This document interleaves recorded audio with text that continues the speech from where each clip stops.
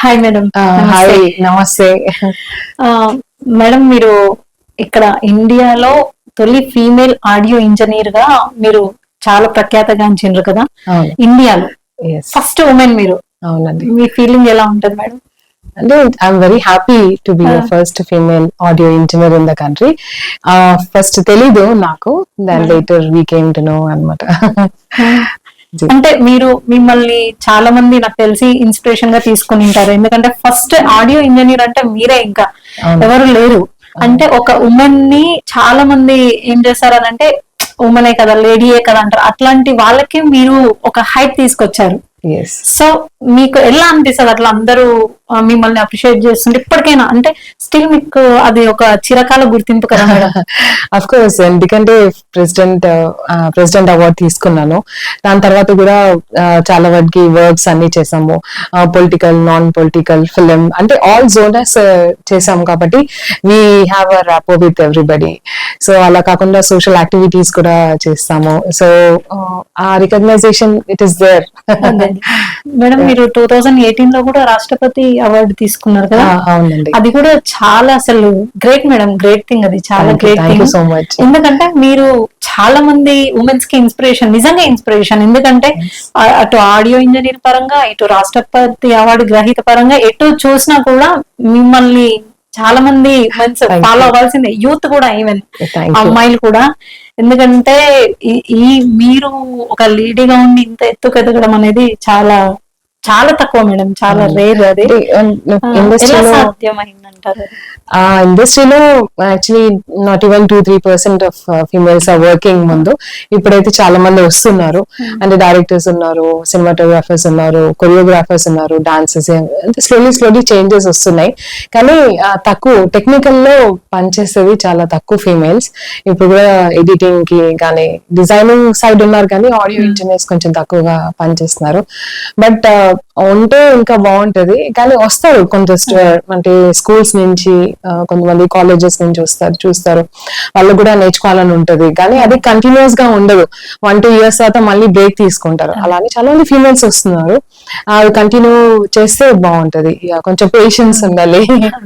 Madam, మీకు ఈ thought ఎలా వచ్చింది ఆడియో ఇంజనీర్? అసలు మీకు ఈ థాట్ ఎలా వచ్చింది? మిమ్మల్ని ఇంత దాకా ఎంకరేజ్ ఎవరు చేశారు? ఫ్యామిలీ సపోర్ట్ ఎలా ఉంటుంది మీకు? సో యాక్చువల్లీ ఏంటంటే, నేను 10+2 తర్వాత అరీనా మల్టీమీడియా చేశాను. అలాగే అరీనా తర్వాత అగైన్ స్టూడియోకి వెళ్ళాను. స్టూడియోలో కూడా చాలా 1.5 years నేర్చుకున్నాను. దాని తర్వాత నాకు గీతాంజలి స్టూడియోస్ నుంచి అక్కడ యాజ్ ఏ ఇంజనీర్ జాయిన్ అయ్యాను.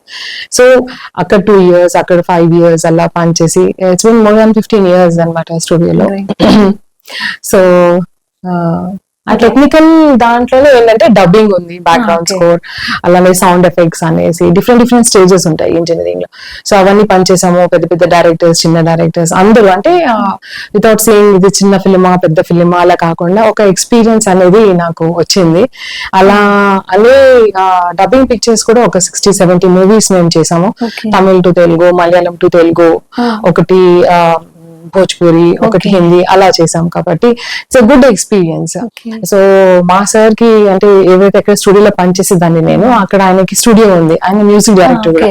సో ఏమయ్యేదంటే డిఫరెంట్ వర్క్స్ ఓనర్స్ నేర్చుకోవాలి ఆపర్చునిటీ వచ్చింది. So that was nice thing. Madam, me education మొత్తం ఇక్కడ హైదరాబాద్ లోనే కంప్లీట్? నేను పుట్టి పెరిగింది హైదరాబాదే, చదివింది హైదరాబాదే. వర్క్ వైజ్ ఎప్పుడైనా బయటికి వెళ్ళేసి వచ్చాము అంతేగాని born and brought up Hyderabad. Okay. మీ నెక్స్ట్ ప్లానింగ్స్ ఏమున్నాయి మేడం?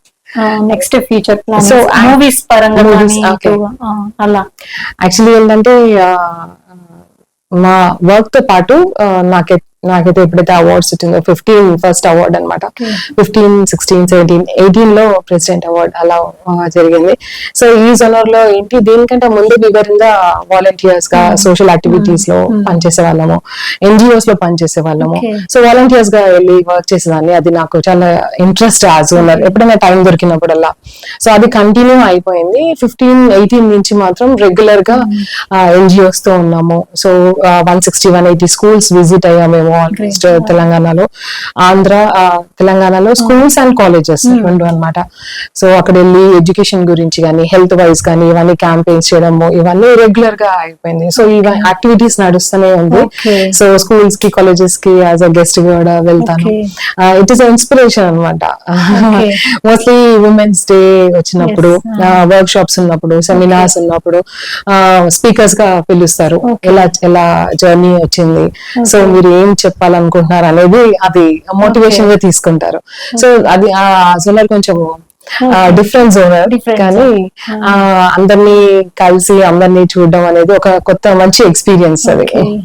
మేడం, మీరు ఇన్ని ఎన్జిఓస్ కి కానీ టైఅప్ ఉన్నారు, ఇన్ని సోషల్ సర్వీస్ మీరు వేరే ఎన్జిఓ వాళ్ళతో వెళ్ళి కలిసి చేస్తారు కదా, మీరు ఓన్ గా ఎన్జిఓ ఏదన్నా రన్ చేసే ప్లాన్ ఉందా? యాక్చువల్లీ ఓన్ గా అనేది year we want to start our own NGO, but ఇప్పటి వరకు ఉన్న NGOs తో పనిచేసాము. యాజ్ అంబాసిడర్ ఉన్నాము, యాజ్ అ వాలంటీర్ గా ఉన్నాము, యాజ్ అడ్వైజరీ బోర్డ్ ఉన్నాము, కమిటీలో పనిచేసాము. సో ఒక కలిసి ఉందాం అనేసి ఒక కాన్సెప్ట్ తో చేసాము. సో ష్యూర్లీ విల్ ఒక కొత్త NGO తో వచ్చి అందరితో పాటు పనిచేద్దాం అది, అలా అనేసి సింగిల్ గా అని కాదు. మీరు ఎన్జిఓ స్టార్ట్ చేయాలని అనుకుంటున్నారు కదా మేడం, అంటే ఎన్జిఓ స్టార్ట్ చేసినాక ఫస్ట్ మీరు సోషల్ సర్వీస్ అంటే మీ ఎయిమ్ ఏంటి? ఫస్ట్ వీళ్ళకి చేయాలి, మీరు యాజ్ ఎ ఉమెన్ కాబట్టి ఉమెన్స్ కి ఇలా చేయాలి, లేకపోతే చిల్డ్రన్స్ కి చేయాలి, కొన్ని ఉంటాయి కదా మేడం. చిల్డ్రన్స్ కొంతమంది బ్లడ్ డొనేట్, కొంతమంది నేత్రదానం, మన చిరంజీవి గారిలాగా అట్లా కొన్ని జోన్స్ ఉంటాయి సోషల్ సర్వీస్ లో. కానీ మీరు ఎన్జిఓ స్టార్ట్ చేస్తే ఫస్ట్ ఫోకస్ మీరు ఎవరి మీద చేస్తారు? చిల్డ్రన్స్ ఎడ్యుకేషన్, ఉమెన్స్, లేకపోతే ఇంకా? నాకు ముందు నుంచి ఇష్టం అనేది ఎడ్యుకేషన్. సో ఎడ్యుకేషన్ అనేది ఇంపార్టెంట్, ఎస్పెషల్లీ గర్ల్ చైల్డ్. ఎప్పుడైతే మేము డిస్ట్రిక్ట్స్ మండల్కి వెళ్ళి చూసామో, జిల్లా పరిషత్ స్కూల్స్ లో, అక్కడ ఊర్లలో, విలేజెస్ లో చూసింది ఏంటంటే ఇంట్రెస్ట్ ఉంటుంది అమ్మాయిలకి, కానీ ఏంటంటే డబ్బులు లేక, ఫైనాన్షియల్ గా స్ట్రాంగ్ లేక అలా ఉండడం వల్ల చాలా మటుకి చదవలేకపోతున్నారు ముందు. సో అది చూసి నాకేమనిపించింది అంటే we have to tell them education చదవండి, ఒకవేళ 10th అయిపోయినా మళ్ళీ ఓపెన్ యూనివర్సిటీ నుంచి చదవండి. కానీ కొంతమందికి తెలియదు అనమాట ఓపెన్ యూనివర్సిటీస్ ఉంటాయి, వెళ్ళి చదవచ్చు.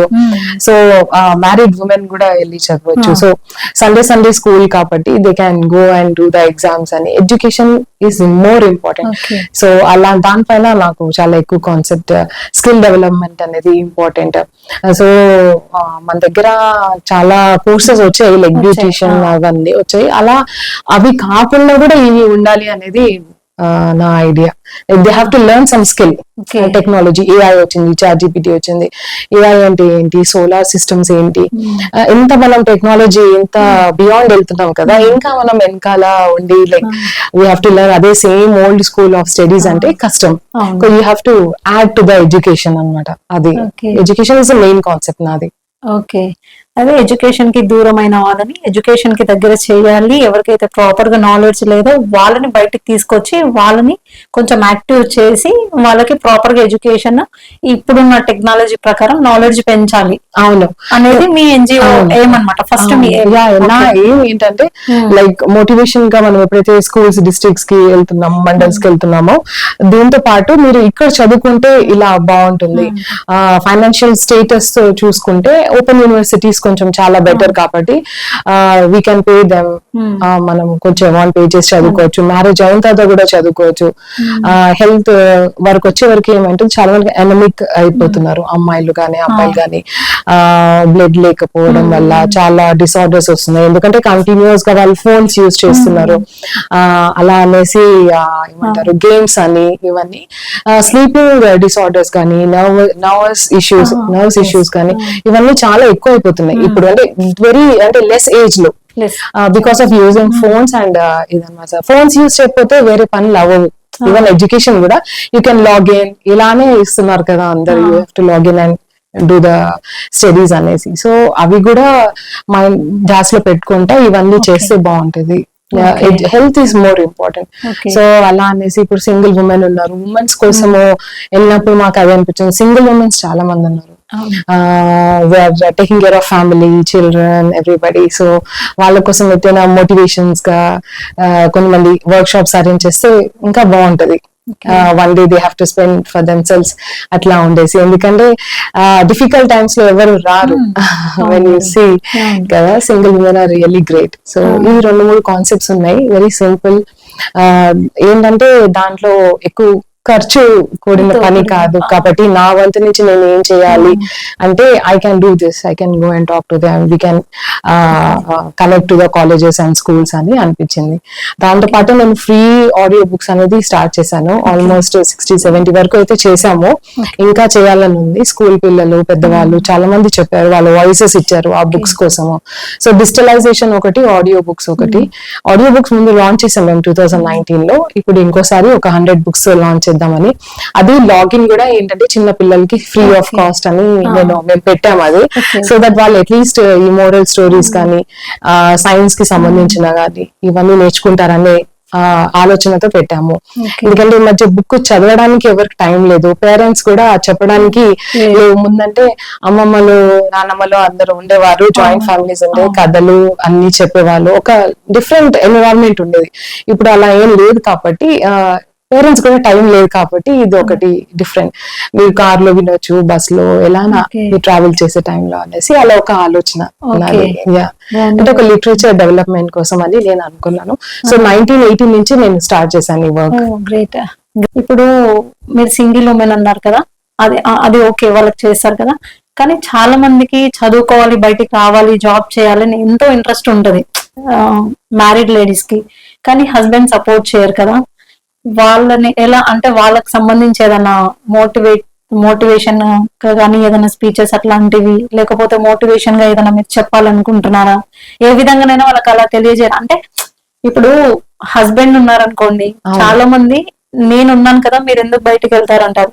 ఇన్ కేస్ హస్బెండ్ కి ఏమైనా అయింది అనుకోండి, అప్పుడు ఉమెన్ పరిస్థితి ఇటు బయటికి వెళ్ళలేక ఇటు చేయలేక అట్లా చాలా మంది ఫ్యామిలీస్. సో హస్బెండ్ అనేవారు ఎంకరేజ్ చేసే వాళ్ళు ఉంటే ఆ అమ్మాయి లక్కీ, ఎంకరేజ్ చేసే వాళ్ళు లేకపోతే అట్లాంటి వాళ్ళకి మీరు మీడియా ద్వారా ఏం చెప్పగలుగుతున్నారు, ఏం చెప్పాలనుకుంటున్నారు అట్లాంటి అంటే అందుకే ముందు నుంచి ఒక ఎడ్యుకేషన్, మినిమం ఎడ్యుకేషన్ ఉండాలి అనేది నేను అందుకే చెప్పాను మీకు. 10th 7th కానీ ఆపేస్తున్నారు పేరెంట్స్ కూడా. ఏంటంటే వాళ్ళ దగ్గర కూడా డబ్బులు మా దగ్గర లేవు కదా, పెళ్లి ఎలా చేస్తాము, ఎక్కువ చదువుకుంటే పెళ్లికి ఇబ్బంది అవుతుంది అనేసి ఒక మాట చెప్తారు. మీరు ఎక్కడైనా విన్నా కూడా వాళ్ళు చెప్పేది కొంచెం మనకు కూడా కరెక్టే అనిపిస్తుంది. ఒకవైపు ఒక బర్డెన్ కదా, పేరెంట్స్ లేకపోతే మా పిల్లల్ని ఎవరు చూసుకుంటారు, అమ్మాయిల్ని గానీ అబ్బాయిల్ని గానీ ఎవరు చూసుకుంటారు. సో ఎడ్యుకేషన్ అనేది ఒక మినిమం ఒక 10th 12th కానీ 10+2 10+3 అనేది గవర్నమెంట్ గానీ ఏదైనా అలా ఆలోచించి బాగుంటది. అలానే ఇప్పుడు మా ఎన్జిఓస్ తో టైఅప్ తో మేము యూనివర్సిటీస్ ని టైఅప్ పెట్టుకుంటున్నాము. సో దట్ ఇలా సింగిల్ ఉమెన్స్ ఇలా చదువుకోవాలనుకుంటున్న వాళ్ళు ఇలా చదువుకోవచ్చు. ఇంకోటి బయటికి పంపించట్లేదు అంటే ఇంటి వరకు డెలివరీ చేస్తున్నారు, బుక్స్ వస్తున్నాయి. వాళ్ళు సండే స్కూల్స్ కి కూడా రాను అవసరం లేదు. సో ఆన్లైన్ క్లాసెస్ అవుతాయి, జూమ్ కాల్స్ ఇవన్నీ అవుతాయి. కాబట్టి ఒక చిన్న యూ కెన్ కన్విన్స్ దెమ్ అనమాట, మేము చదువుకుంటాము అనేసి. యూ కెన్ డూ ఇట్ కదా, మీ ఫ్రెండ్స్ త్రూ కన్విన్స్ చేయాలి. అలాగే మేము పెద్ద పెద్ద ప్లేస్ అంటే we want to take a big place and arrange ఇది వర్క్ షాప్ సెమినార్స్ 1 day ఇట్లా వచ్చి రిజిస్ట్రేషన్ చేయించుకొని ఇలా చదువుకోవాలనుకున్నాము. 12th అయిపోయింది కానీ డిగ్రీ చేయాలనుకున్నాం, కానీ డిగ్రీ అయిపోయింది కొన్ని పీజీ చేయాలనుకుంటున్నాము. దీనికి ఏదైనా యాడ్ చేస్తే ఏ కోర్స్ మనకి ఏ జాబ్స్ వస్తాయి అనేది కూడా ఉండాలి. సో ఎప్పుడైతే మనము డిగ్రీ చేయగానే పీజీ చేయగానే ఏమనుకుంటాం అంటే ఈ జాబ్స్ వచ్చేస్తాయి అనుకుంటాం, అలా కాదు కదా. దాంతో పాటు రిలేటెడ్ ఏదైనా ఒక 1 year డిప్లొమాస్, సర్టిఫికేషన్ కోర్సెస్ కానీ కంప్యూటర్ కోర్సెస్ కానీ, ఇప్పుడు ఏఐ వచ్చింది కాబట్టి అవి ఎంత వరకు మనకి యూజ్ అవుతుంది అనేది ఆలోచించాలి.